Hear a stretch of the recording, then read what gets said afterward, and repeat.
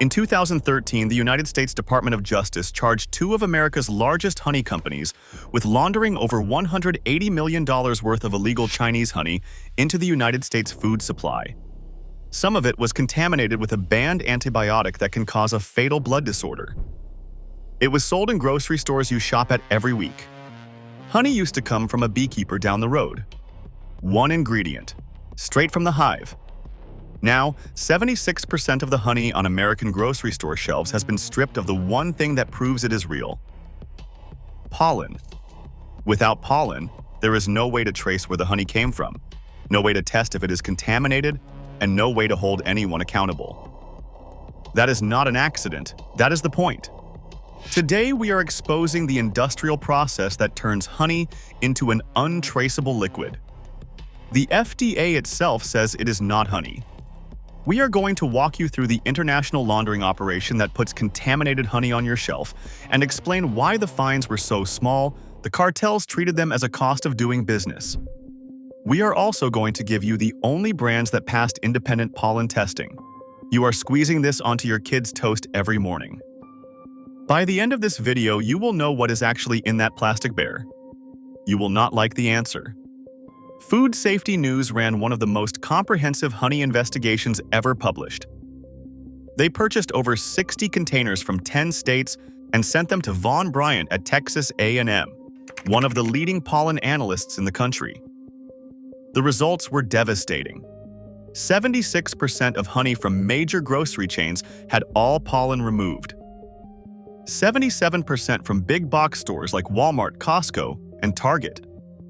100% from drugstores. Every single sample from Walgreens, CVS, and Rite Aid had zero pollen. 100% of individual serving packets from Smucker's, McDonald's, and KFC had zero pollen.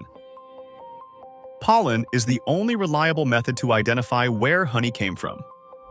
The geographic origin, the flower species, whether it is safe. Remove the pollen and you erase the fingerprint. No traceability, no accountability, no evidence. And that is exactly why they do it. Ultra-filtration is not a quality process. It is a cover-up. The honey being laundered into the United States from Chinese industrial operations is contaminated with heavy metals, with illegal antibiotics, and with residues from the synthetic sugar syrups the bees are fed instead of real nectar. The pollen would trace it back to the source. So they destroy the pollen. They heat the honey above 150 degrees, dilute it with water, and force it through microscopic filters at high pressure. The pollen is gone. The enzymes are gone. The propolis is gone. What remains is a clear, sweet, dead liquid with no nutritional value and no trail. Then they stretch it further. Recent FDA testing found that approximately 1 in 10 imported honey samples contained undeclared corn syrup or rice syrup. You are paying $9 a jar for 50 cents worth of rice syrup in a plastic bear. That is not honey. That is fraud in a squeeze bottle. Mark Jensen, president of the American Honey Producers Association, said it plainly. Any ultra-filtered honey on store shelves is almost certainly Chinese honey, and it almost certainly entered the country in violation of federal law. But the stripped honey on your shelf is just the retail end. The supply chain behind it is an international crime ring. Here is how the laundering works. Chinese industrial honey operations produce massive volumes of cheap honey in factory conditions. The hives are kept near polluted agricultural zones. The bees are sick.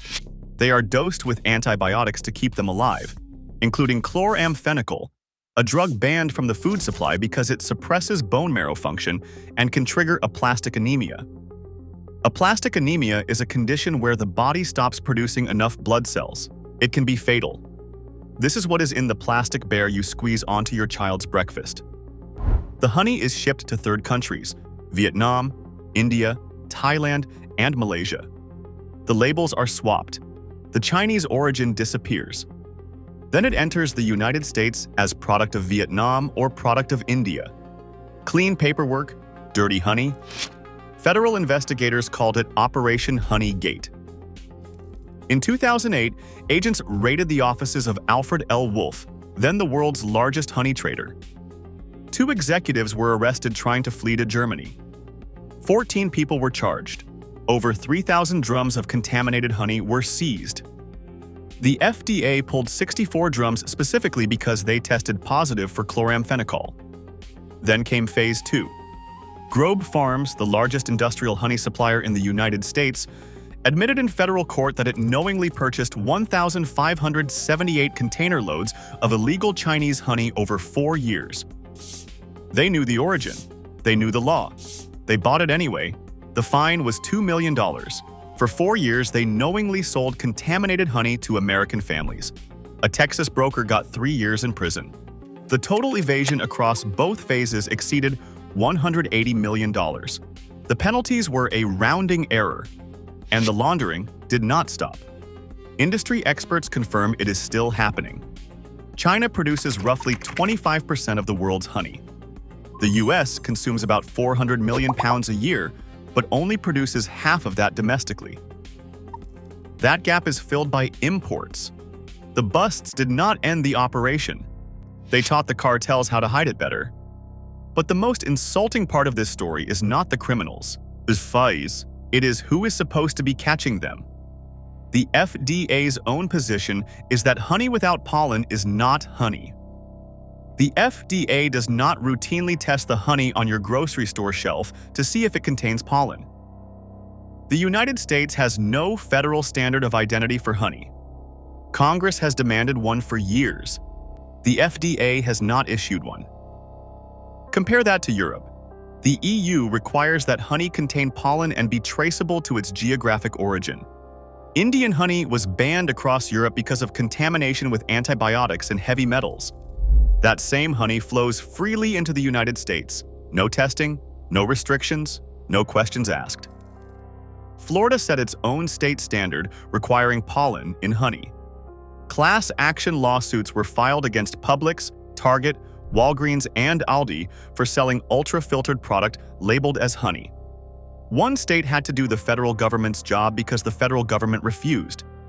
The FDA defines what honey is. Then it does not check if what is on your shelf meets the definition. Think about that. Quick question.